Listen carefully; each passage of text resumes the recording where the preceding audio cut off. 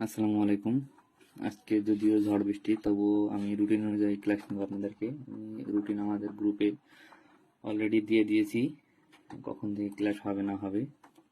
আমি চাচ্ছি সামনের 1 মাসের ভিতরে, জুন মাসের ভিতরে আমি সম্পূর্ণ ক্লাস শেষ করে দেব।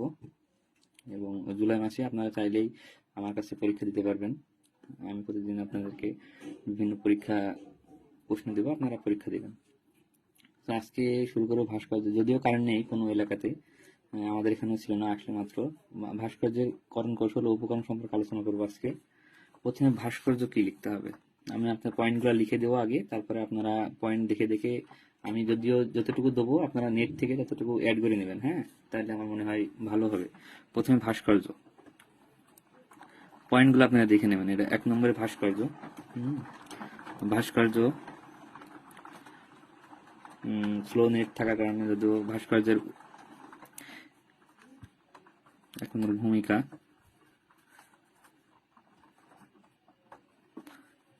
ভাস্কর্যের শ্রেণী বিভাগ,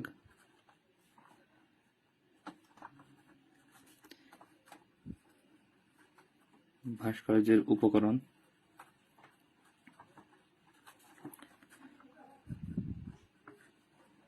ভাস্কর্যের উপাদান,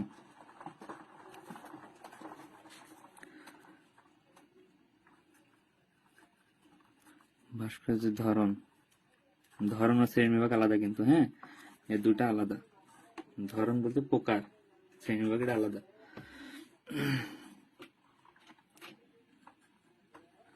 ভাস্কর্য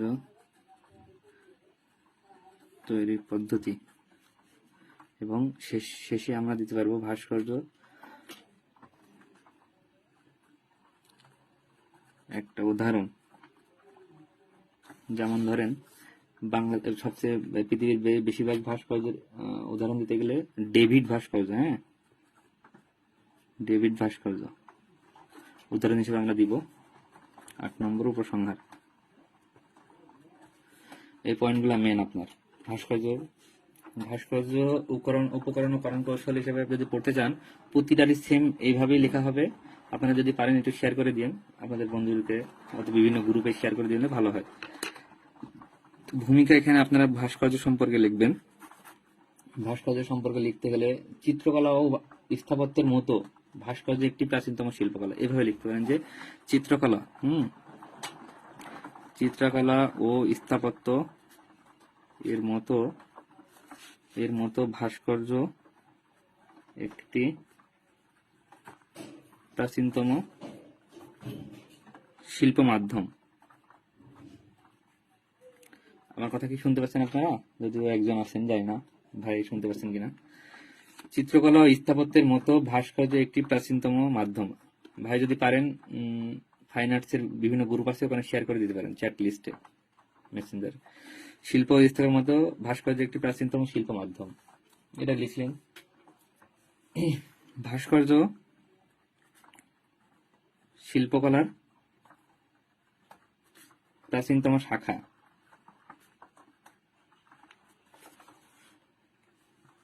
সাধারণত কোনো, এখানে হয়ে গেল। এবার ভাস্কর্যের সংজ্ঞা দিবেন আপনি কিভাবে। কোনো সংজ্ঞা হিসাবে, হ্যাঁ, কোনো ত্রিমাত্রিক রূপায়ণ কে ভাস্কর্য বলা হয়। ত্রিমাত্রিক রূপায়ণকে ভাস্কর্য বলা হয়। এখানে ভাস্কর্য ত্রিমাত্রিক বোঝাতে কি বোঝায়? ভাস্কর্যের 3টা মাত্রা আছে, হ্যাঁ, ভাস্কর্যের 3টা মাত্রা থাকে: দৈর্ঘ্য, প্রস্থ ও বেদ থাকে ভাস্কর্য সম্পর্কে। ভাস্কর্যকে ত্রিমাত্রিক শিল্পকলা বলা হয়, হ্যাঁ।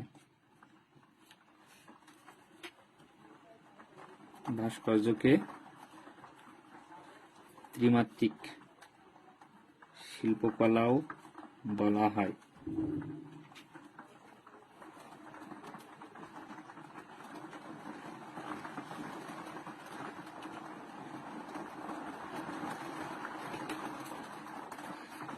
আপনারা নিচের টুকুন লিখে নেবেন, হ্যাঁ। এখানে বাকি অংশ আপনারা যদি পারেন নেট থেকে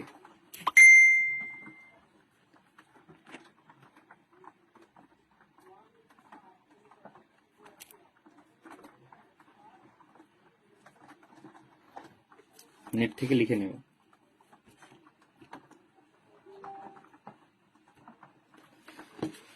সবাই কি দেখতে পাচ্ছেন?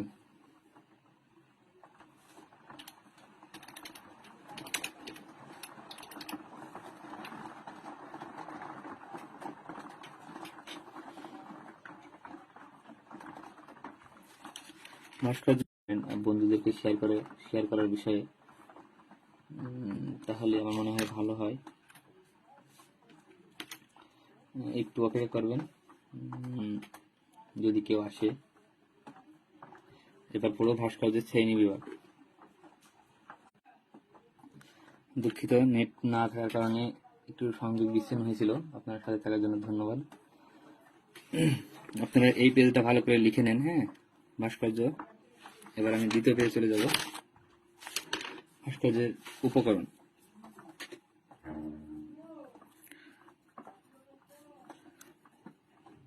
তৈরি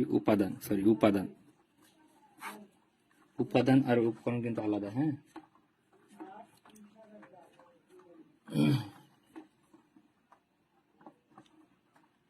উপকরণ, এটা উপকরণ হিসাবে, ভাস্কর্যের উপকরণ হিসাবে আমরা পয়েন্ট আকারে লিখব মাটি, প্লাস্টার, রড বা লোহা,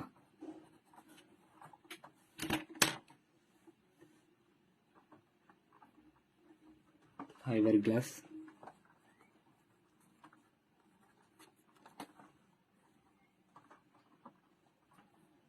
তামা, পিতল,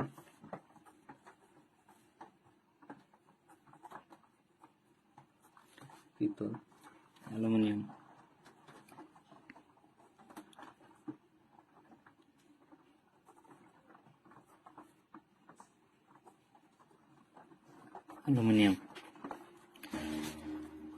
ভাস্কর্য তৈরি উপকরণ গেল। ভাস্কর্য তৈরি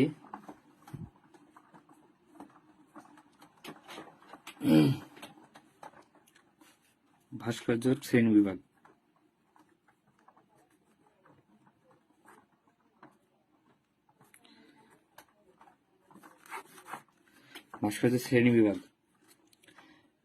ভাস্কর্য বিভাগে আমরা মূলত 3 ভাগে ভাগ করতে পারি। হ্যাঁ, একটা হলো বিষয়গত ভাস্কর্য, 2 নম্বর পদ্ধতিগত ভাস্কর্য এবং 3 নম্বর উপকরণ বা উপাদানগত ভাস্কর্য।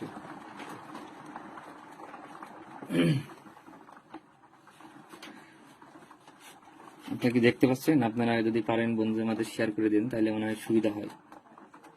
বন্ধুদেরকে শেয়ার করে দিলে আমার মনে হয় তারা দেখার সুযোগ পাবে। যদি আপনারা পারেন, যদি নেট নেই, আপনারা আগামীকাল হয়তো নেট পাবেন, সেই সময় দেখে নিন। এখানে বিষয়গত ভাস্কর্য আমরা অনেকভাবে ইয়ে করতে পারি, যেমন স্বাধীনতা বিষয়ে, বিভিন্ন কর্ম বিষয়ে, নারী বিষয়ে। বিষয়গত ভাস্কর্য। বিষয়গত ভাস্কর্যের ভিতরে আমরা পাবো যেমন যুদ্ধ বিষয়ক, স্বাধীনতা বিষয়ক,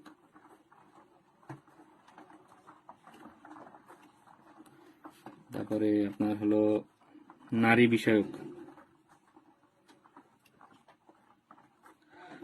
তারপরে আপনার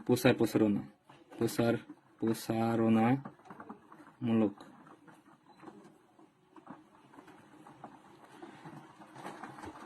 এখন ইটিসি অনেক আছে, যেমন আপনি মূর্তি বিষয়ক, ইটিসি এগুলো দেখে নিলেন।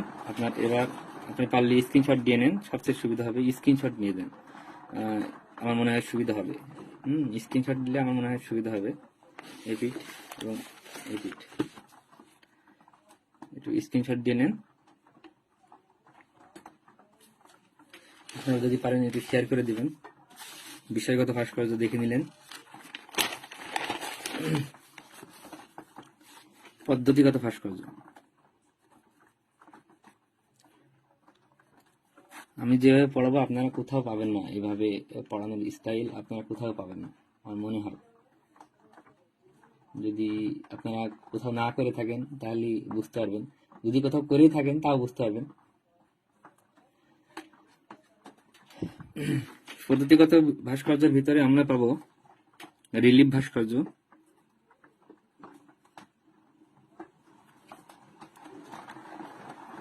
রিলিফের ভিতরে আবার কয়েকটা ভাগ পাবো। হ্যাঁ, মাটির রিলিফ, 2 নম্বর কাঠের রিলিফ, গ নম্বর মাটি কাঠ যেগুলো দিয়ে ভাস্কর্য তৈরি হয় আর কি। হ্যাঁ, পাথরের রিলিফ,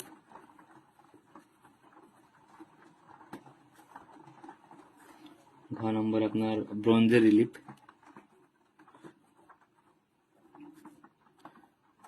নম্বর আপনি পাবেন হলো প্লাস্টার অফ প্যারিস রিলিফ,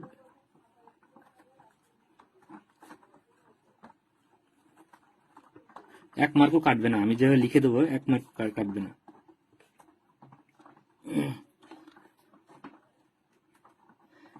আপনি এগুলো হলো, এগুলোর পদ্ধতিগত। এবার আপনাকে 3 নম্বর পয়েন্ট হিসেবে কি ছিল, ভাস্কর্যের শ্রেণী বিভাগ গেল। উপকরণ, 3 নম্বরে আপনার ছিল উপকরণ ও উপাদানগত ভাস্কর্য, এগুলো আপনাদের লিখতে হবে। এবার 3 নম্বর হলো উপাদান ও উপকরণগত ভাস্কর্য, এই পয়েন্ট আপনি লিখবেন। এগুলোর ভিতরে আপনি অনেক পয়েন্ট পাবেন। এগুলা যেমন উপাদান উপকরণগত ভাস্কর্য বলতে কি হয়, মানুষের মুখ, মানুষের মুখ, পশু পাখির মুখ, এগুলাকে এক কথায় কি বলা হয়, পশু পাখির মুখ এক কথায় প্রতিকৃতি। হ্যাঁ, প্রতিকৃতি ভাস্কর্য। 2 নম্বরে পাবেন দেহ, দেহ মানে দেহকাণ্ড। 3 নম্বরে পাবেন পূর্ণ দেহ। হ্যাঁ, 4 নম্বরে আপনারা পাবেন কম্পোজিশন ভাস্কর্য।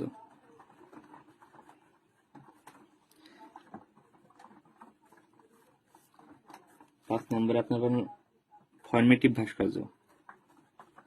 6 নম্বরে জিওমেট্রিক ভাস্কর্য। আরো আছে যেগুলো আপনারা নেট থেকে বা দেখে নিন, মুখোশ ভাস্কর্য। হ্যাঁ, মুখোশ ভাস্কর্য এ গেল। এবার আপনার কয়েক পেজ মোটামুটি হলো। উপকরণ, ভাস্কর্য তৈরির উপকরণটা মেন। হ্যাঁ,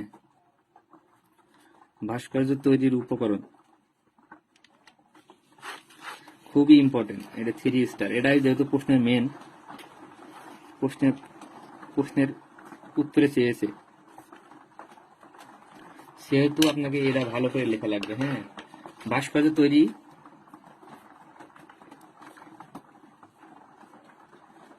কয়েকটি নিয়ম রীতি মেনে তৈরি হয়। হ্যাঁ, তৈরি করা হয়। 1 নম্বর হলো ভলিউম, আপনারা এগুলো ইংলিশে লিখবেন। হ্যাঁ, ভলিউম,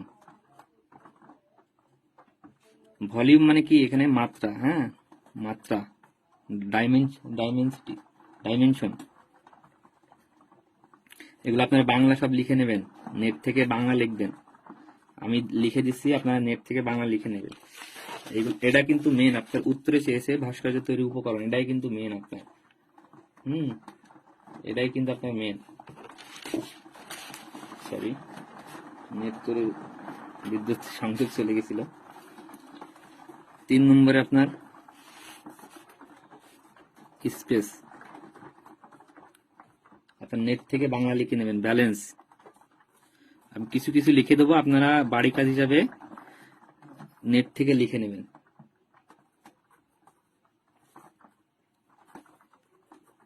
ছন্দ, প্লাস্টিসিটি কিন্তু মেন। হ্যাঁ, মেইন। ভাস্কর্যর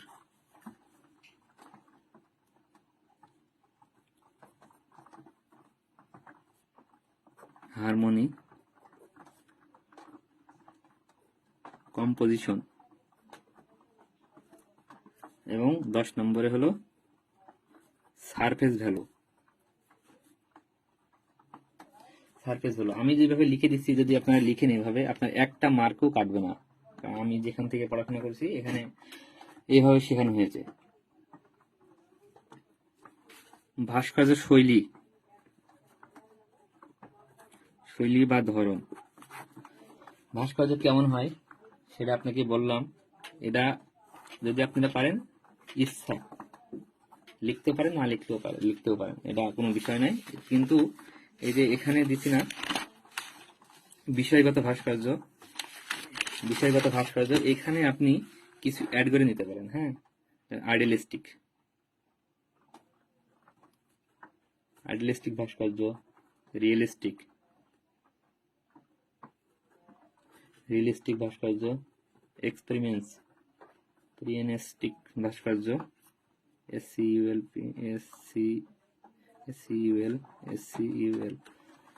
সিম্বলিক,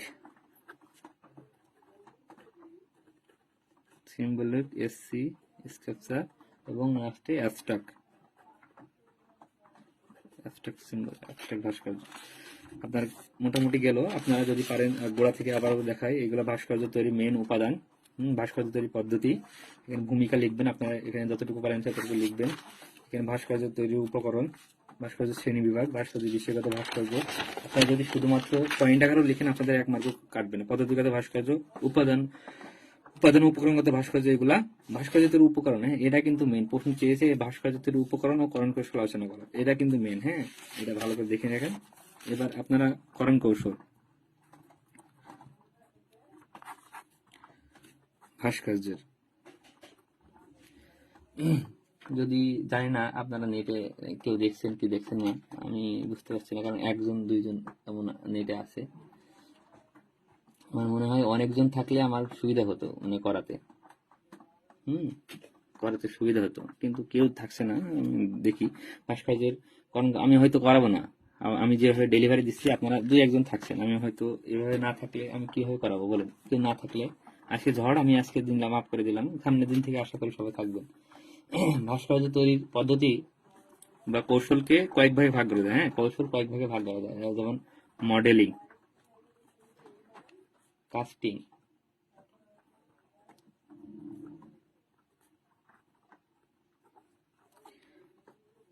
3 নম্বর কার্ভিং,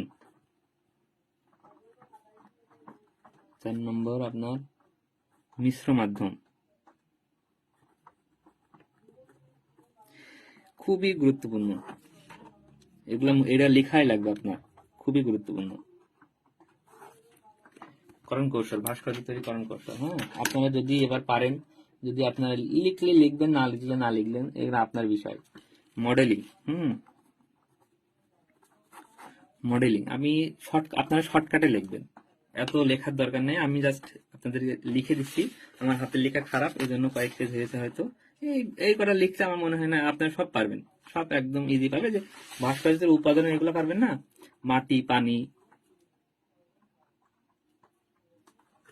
ধন্যবাদ।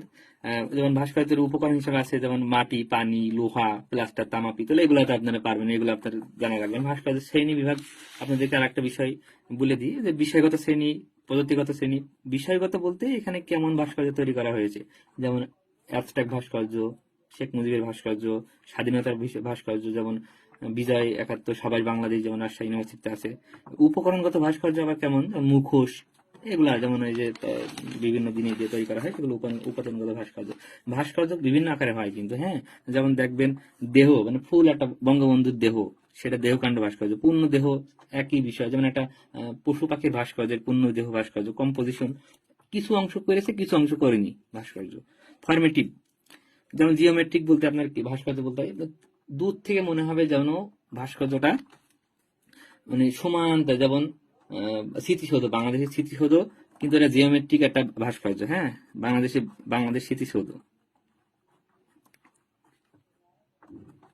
স্মৃতিসৌধ, বাংলাদেশ স্মৃতিসৌধ, ওটা কিন্তু একটা জিওমেট্রিক ভাস্কর্য। হ্যাঁ, এটা দেখবেন, দূর থেকে দেখলে দেখবেন মনে হবে একদম নমনীয়। উপরে যে দাগগুলো আছে না, উপরের যে দাগগুলা দেখবেন এইভাবে এইভাবে আছে, কিন্তু ওইগুলা প্রতিটা আলাদা আলাদা এক একটা করে আপনার এক একটা কিন্তু পিলারের মাধ্যমে আপনার নমনীয় জিওমেট্রিক ভাস্কর্য ফুটে উঠছে। বাংলাদেশের জিওমেট্রিক ভাস্কর্য যদি উদাহরণ চাই, তাহলে আপনি তো বাংলাদেশের স্মৃতিসৌধকে দিতে পারেন।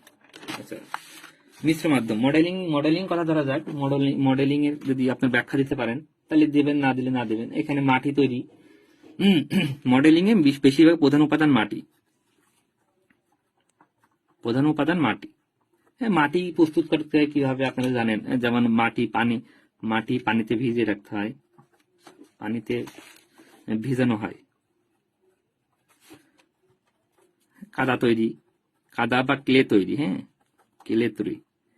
তারপরে এভাবে আপনারা বিভিন্ন ভাবে লিখতে পারবেন। আমি আশা করি এগুলা কি বলবো, অল্প কিছু লিখবেন। ক্লে তৈরি মাটি দিয়ে, এই প্রধান উপাদান মাটিতে ভেজানো হয় কাদা দিয়ে। এরপর আপনারা হলো ফ্রেম তৈরি করে কাদা লাগানো হয়। শেষ, আপনি এই বিষয়ে লিখবেন না। মডেলিং এবং কার্ভিং। এখানে মডেলিং আবার কয়েক প্রকারের হয়, মাটির হয়, ধাতব হয়। হ্যাঁ, মাটির মডেলিং এবং ধাতব মডেলিং। ধাতব মডেলিং, এই দুইটা, মাটির মডেলিং, ধাতব মডেলিং। আপনারা কিছু লিখবেন না, এইসব লেখার অত দরকার নেই। এবার আপনি কার্ভিং এ চলে যাবেন, না কাস্টিং চলে যাবেন। যদি মনে করেন আপনার খুব বেশি হয়ে যাচ্ছে, তাহলে আপনি কম করার চেষ্টা করবেন, কিন্তু এগুলো কেটে দেওয়ার চেষ্টা করবেন। এগুলো কম করে 2টা করে লেখার চেষ্টা করবেন। হ্যাঁ, এগুলো লেখার দরকার নেই। যদি আপনি পারেন তাহলে লিখবেন, না হলে লেখার দরকার নেই। যদি ইচ্ছা হয়, রিলিফ ভাস্কর্য উদাহরণ দিয়েছে, এই জন্য আপনাকে অনেক মার্ক পাবেন বেশি। হ্যাঁ, কাস্টিং এর কথা ধরা যাক। কাস্টিং হলো একটা সবচেয়ে পুরাতন মাধ্যম হলো কাস্টিং অর্থ হলো ঢালাই। হ্যাঁ, এটা মেন। আপনার কাস্টিং অর্থ ঢালাই পদ্ধতি কিভাবে করা হয়? ঢালাই পদ্ধতি বলতে প্রথমে ফ্রেম তৈরি, তারপর আপনার যে এলিমেন্ট গুলো আছে, যেমন ঘরে ছাদ ঢালাই করতে কি কি লাগে, আপনারা প্রথমে উপরে ছাদের লোহা এইভাবে জোড়া লাগিয়ে নেন। তারপরে নিচে কাঠামো দিয়ে, নিচে একটা দিয়ে মানে পাত দিয়ে তার উপরে ঢালাই ঢেলে দেন। এরাই তো নাকি? এই সেম ফ্রেম তৈরি, তারপর একটা কাভার তৈরি,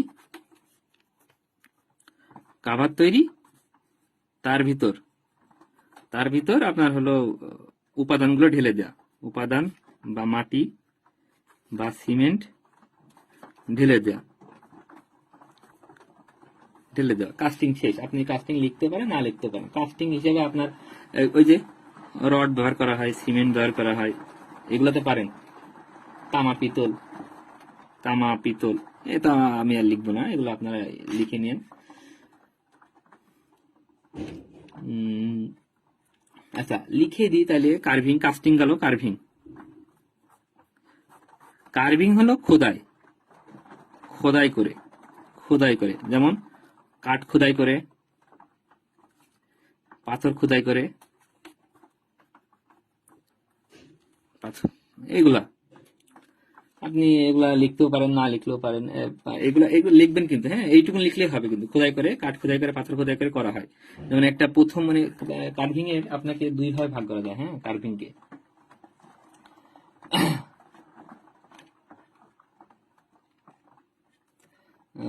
আমি কি বলবো, আর কি করাবো আপনাদের? আপনারা কি সাথে আছেন? কেউ আমাকে শুনছেন?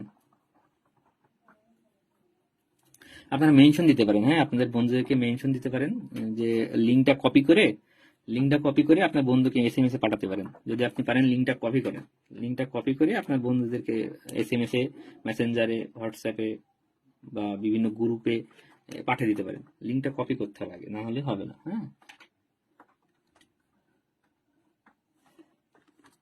আমি এগুলা দিলাম। তবে কার্ভিং শেষ। এবার আপনার যদি একটা মেইন একটা বিষয় আছে, হ্যাঁ, ভাস্কর্য তৈরির পদ্ধতি, এটা যদি আমি বলি আপনাকে, হ্যাঁ, উপরে যেগুলা দিচ্ছেন ওইগুলো আপনি দিবেন, কিন্তু এরা আপনার মনে রাখার হিসাবে বলছি। হ্যাঁ, মনে রাখা, এটা মনে রাখার জন্য, মনে রাখার জন্য, এটা মনে রাখার জন্য আপনাকে এটা বলছি। একটা মানে আপনি যখন ভাস্কর্য তৈরি করবেন সেক্ষেত্রে আপনাদের একটা বিষয় নির্বাচন করতে হবে। যেমন একটা বিষয় নির্বাচন করতে গেলে আমি বঙ্গবন্ধুকে বিষয় হিসেবে ধরলাম। যেমন একটা বিষয় বলতে বিষয় নির্ধারণ, বিষয় নির্ধারণ, বিষয় নির্ধারণ বলতে বঙ্গবন্ধু, বঙ্গবন্ধুকে ধরলাম মন হিসাব, মন থেকে বিষয় নির্বাচন। এবার আপনার হলো কি কি ইয়ে লাগবে ভাস্কর্য তৈরিতে, কি কি উপকরণ যন্ত্রপাতি লাগবে। হ্যাঁ, আপনার যন্ত্রপাতি লাগবে, যন্ত্রপাতি আপনার হাতুড়, বাটাল, তাই না, বাটাল, ফেনি, করাত, এই যে তারপরে মেশিন, এগুলো লাগলো। এবার মন করেন হয়ে গেল, এটা হয়ে গেল। এবার এগুলাতে আপনার একটা কাঠামো তো লাগবে নাকি, এবার কাঠামো তৈরি, কাঠামো না করলে কিন্তু আপনার হবে না। কারণ একটা ফ্রেম তৈরি, যখন হিন্দুরা তৈরি করে, মূর্তি তৈরি করে, দেখবেন একটা বিচুলি বা খড় দিয়ে আপনার বাঁশের সাথে পেঁচিয়ে একটা কাঠামো তৈরি করে, এইভাবে কাঠামো তৈরি করে। কাঠামোটা মেন আপনার, হ্যাঁ, কাঠামো তৈরি, কাঠামো তৈরি। এবার কাঠামো তৈরি হিসেবে কাঠামো দাঁড় হয়ে গেল। এবার ড্রয়িং এ প্রথমে কাঠামো তৈরি, কাঠামো হলো কাঠামোতে রূপদান। 5 নম্বর, ছোট ছোট বিষয়গুলো তুলে ধরা, চোখ কান মুখ, ঠোঁট, চুল ইত্যাদি। এই গেল, আপনার চলে গেল। এবার আপনি 6 নম্বরে সবশেষে পালিশ করা, শেষ। কয়েক পেজ হয়েছে, এই যে 1 page, 2 page, 3 page, 4 page, 5 page. এই 5 পেজ যদি আপনারা না লিখেন 10 মার্কের জন্য অবশ্যই আপনাদের হবে না। হ্যাঁ, 10 মার্ক 5 পেজ লেখাই লাগবে আপনাদের। কারণ আমি যেভাবে লিখে দিচ্ছি এভাবে একটা উদাহরণ দেবেন। ডেভিড ভাস্কর্য, হ্যাঁ, ডেভিড ভাস্কর্য একটা উদাহরণ। এখানে কিছু সালমান লিখে দিতে পারেন অবশ্যই, আপনারা যদি পারেন। না পারলে আপনাদের ইচ্ছা। আপনাদের কি ডেভিড বিষয়ে কিছু লিখে দেবো নাকি আপনাদের মতামত চাচ্ছি। আপনারা যাতে নেটে নেই, তবে আমি কি লিখে দেবো ডেভিড ভাস্কর্য সম্পর্কে অল্প করে, নাকি আপনারা লিখে নেবেন? তবে আচ্ছা আচ্ছা বলে দিই, এটা বাড়ির কাজ থাকবে।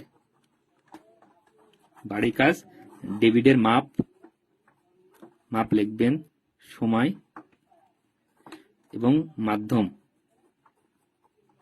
মাধ্যম বলতে কিভাবে তৈরি, কার্ভিং, কাস্টিং, কোনটা এটাতে, কোনটা না মডেলিং,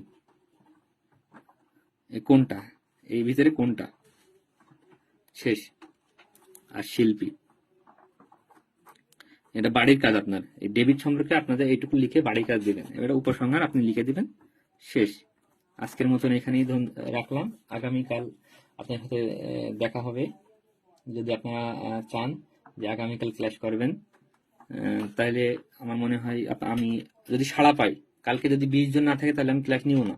ছাত্রছাত্রীর উপর আমি চাচ্ছিলাম যে ক্লাস নিতে, তো অনেক কেউ নাই, 2-3 জন আছে। আপনার স্ক্রিনশট মেরে নেন, স্ক্রিনশট দিয়ে নেন। এটা যদি স্ক্রিনশট দিয়ে নেন, স্ক্রিনশট দিয়ে নেন।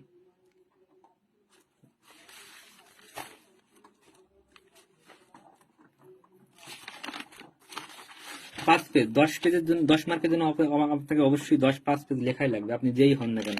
যদি না হয় তাহলে আপনি হয়তো নাম্বার পাবেন না, আমার মনে হয়। শেষ। আল্লাহ হাফেজ। আগামীকাল দেখা হবে। এই কমেন্টে জানিয়ে দিন কালকে কখন ক্লাস করবেন, আমাদের এখানে জানিয়ে দিন।